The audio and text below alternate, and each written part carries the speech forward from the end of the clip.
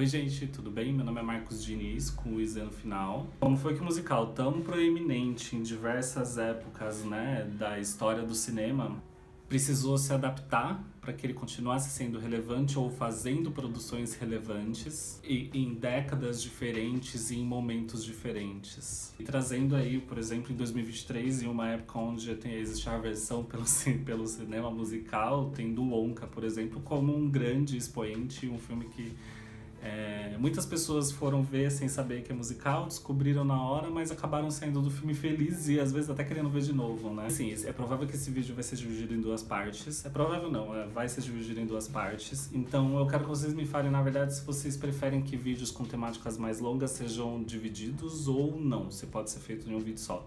Eu normalmente divido porque eu me baseio pelo que eu gosto de assistir. Eu não gosto de assistir vídeos mais ou menos com mais de 20 minutos, 22 minutos. Já começa a ficar entediado.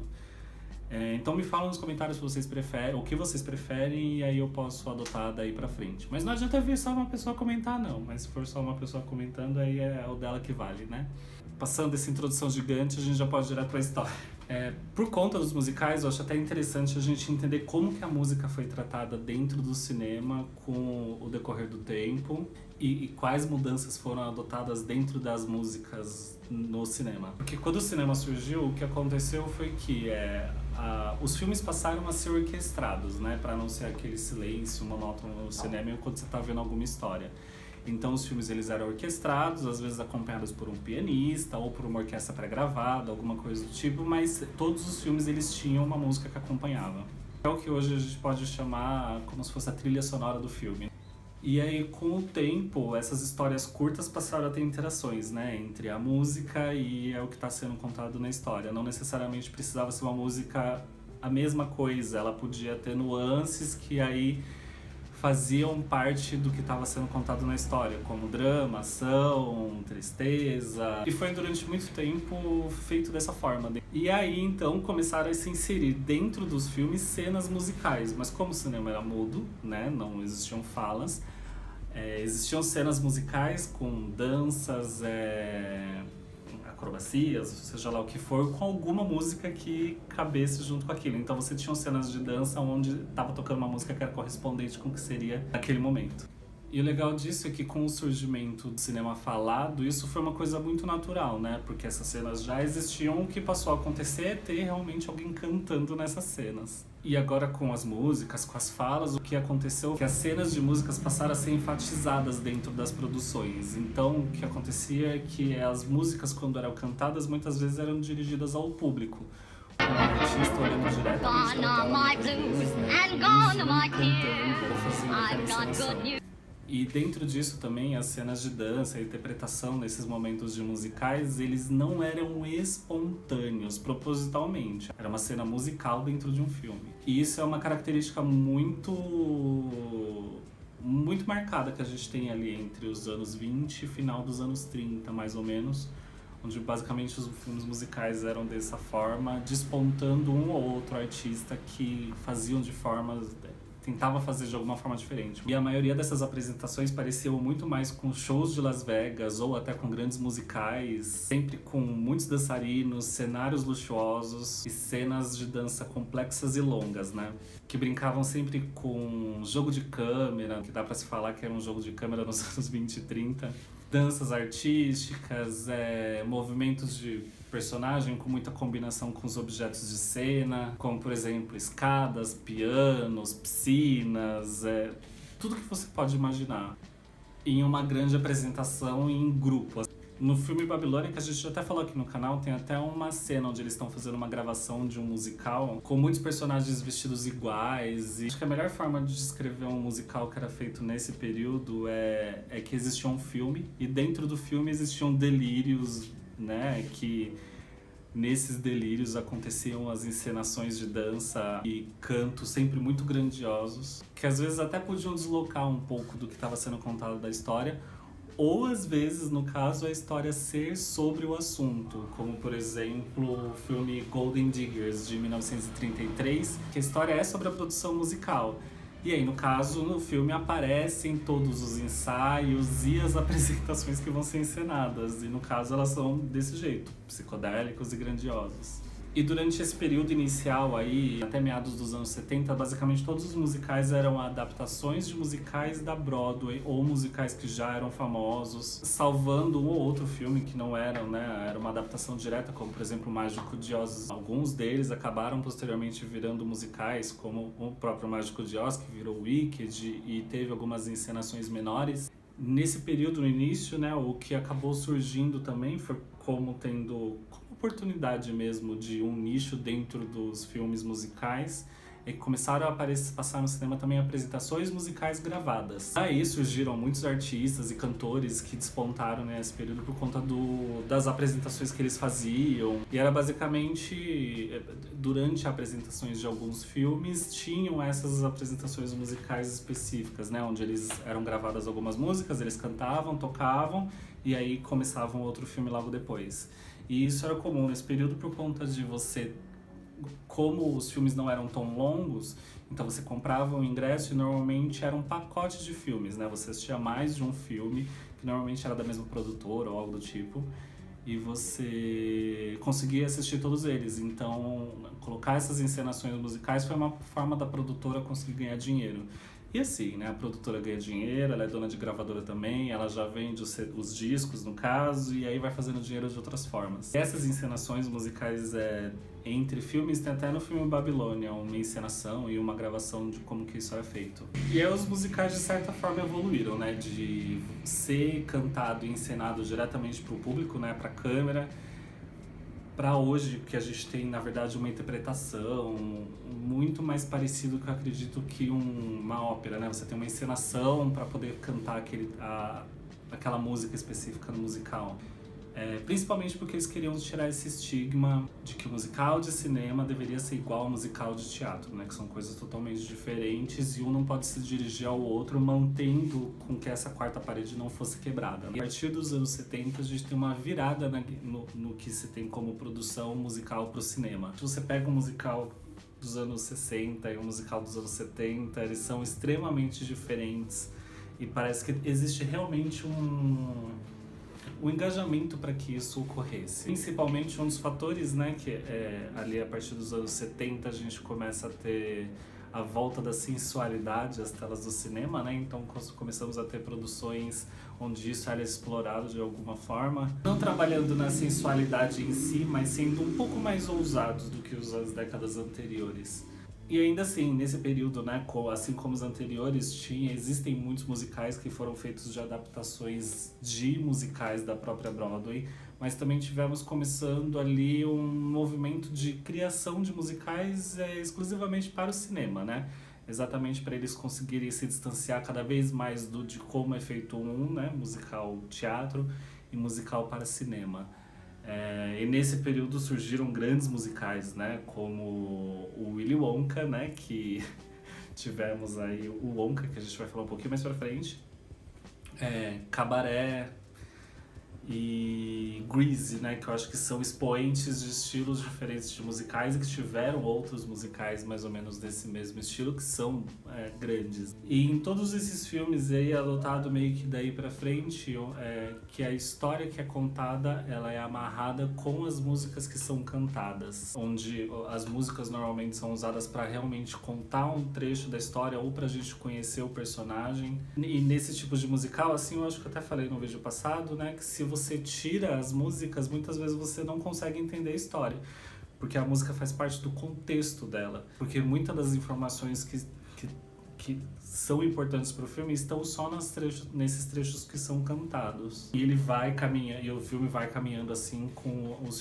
os trechos de fala do filme, né? Não necessariamente o musical é inteiramente cantado mais. Nem inteiramente cantado e nem com a intenção de ser inteiramente cantado, mas com muitas músicas. Que a gente pode pegar a diferença de musicais desse período e musicais de hoje, a gente vê que eram muitas músicas e as músicas eram muito longas, né? E não só no cinema, mas no período da década de 70 e 80 ele foi muito prolífero para musicais na Broadway também, né? Não só na Broadway, mas como em outros centros musicais, né, teatrais. Mas de todos os musicais que marcaram a indústria, né, e marcam até hoje, a gente pode destacar produções de grandes artistas, né, que foram ali entre cinema e teatro, que é Bob Fosse e a Jean Verdon. Eles eram um casal, mais ou menos. Teatros feito por eles, a gente tem Cabaré e Lisa. E no cinema em si a gente tem Cabaré também, que também foi feito pela Lisa, e o All That Jazz, que até hoje a gente vê referência a esses musicais pela importância deles no período que eles foram criados. Muito por consequência dali ter voltado um pouco a se poder ser sensual no cinema. E esses musicais também, né, acabaram consagrando grandes artistas, né, como a Jessica Lange e a própria Liza Minnelli, né, que é filha da mãe dos musicais, que é a Judy Garland do eu ia falar do Fantasma da Ópera. A Judy Garland, que é a Dorothy do Mágico de Oz. E se vocês puderem, Fosse e Verdon tem uma minissérie também, eu não lembro de onde que ela é, mas ele vai contar a história do período de alta desses dois, né? Quando eles vão fazer a criação de All That Jazz e Cabaré. Vai desse período até o falecimento do Bob Fosse, né? E nos papéis principais a gente tem a Michelle Williams fazendo a Jen. Quem faz o papel do Bob Fosse é o Sam Rockwell. Assim, essa série eu recomendo muito, ela é muito boa. É uma minissérie, ela tem poucos episódios, mas vale muito a pena e ele mostra todo esse desenvolvimento artístico ali naquele período, não só de produções deles, mas acaba aparecendo coisas de outras produções, tanto para o teatro quanto para o cinema. Fora, né, além deles, né, que tem esse estilo próprio, a gente tem grandes, mas assim, eu falo de grandes, eu falo gigantes expoentes, que são as produções do Andrew Lloyd Webber nesse período, que aí ele vem com Cats, Jesus Superstar, Evita, Starlight Express, O Fantasma da Ópera, que aí até pelo Fantasma da Ópera, né, acabaram consagrando artistas, né, que estão aí até hoje, como Sarah Brightman, que virou cantora lírica depois, e sendo até hoje um dos maiores musicais de todos os tempos. E um dos maiores musicais de todos os tempos não é numa lista de 50 maiores musicais, é numa lista de tipo 3, assim, sabe? Que são musicais que rodam o mundo até hoje, inclusive já tiveram 2 temporadas, principalmente o Fantasma da Ópera, né, já teve 2 paradas aqui no Brasil. Não tenho certeza, mas eu acho que Evita já deve ter vindo pro Brasil. Jesus Superstar, eu sei que já veio pra cá também. E outro produtor, né, que é produtor, Andrew Lloyd Webber e o Stephen Sondheim, eles não são só produtores, tá? Eles são produtores, mas eles são compositores, roteiristas, eles são criadores de musicais, né? E o Stephen Sondheim é o criador, né, de Sweeney Todd e Into the Woods, né? Que os dois também repercutem até hoje, tem produções. Quase todas essas produções que eu já falei já foram pro cinema, já viraram filmes de sucesso, né? Com exceção de Cats, que ele fez muito sucesso de tão ruim que ele é, né? Só isso. Mas nesse período eu consigo pensar como se fosse um tipo de renascença para os musicais no cinema, né? Com grandes produções e a grande quantidade de produções surgindo. Que além desse período ter sido dos anos 70, ali 80, ter sido grande para o cinema, também foi muito grande para o teatro e que foi um período, acho que, onde teve maior investimento de surgimento de grandes produções e as pessoas queriam isso, as pessoas queriam grandes produções. Então tinham muitos investidores, investiram muito dinheiro em todos os tipos de produções. Óbvio, muitas delas não vão para frente, muitas delas acabam tendo muitas aberturas, né, que antes da estreia tem as aberturas, né, onde a peça ela vai ser encenada várias vezes para o público, aberto, né? Mas ainda não é a estreia, onde eles vão experimentando e vendo o que funciona ou não. Então, tipo, os musicais nesse período tinham muitos musicais só com aberturas, e aí depois que estreia acaba sendo um total fracasso. Alguns deles são cancelados, né, logo no início. Mas é aquele negócio, né? É uma coisa que a gente aprendeu nos últimos anos, é que não adianta você investir muito dinheiro, porque muito dinheiro investido nem sempre significa muito retorno, né? Porque o retorno às vezes pode nem se concretizar, na verdade. E aí, logo depois dessa alta dos anos 70, início dos anos 80 no cinema, nós tivemos uma nova alta de filmes musicais, mas não filmes musicais adultos. Nós começamos a ter um novo proeminente, né, nos anos 80 e 90 com os filmes da Disney, que É uma produtora que sempre trabalhou com esse tipo de filmes, né? Eles têm musicais desde do primeiro, A Branca de Neve, até hoje.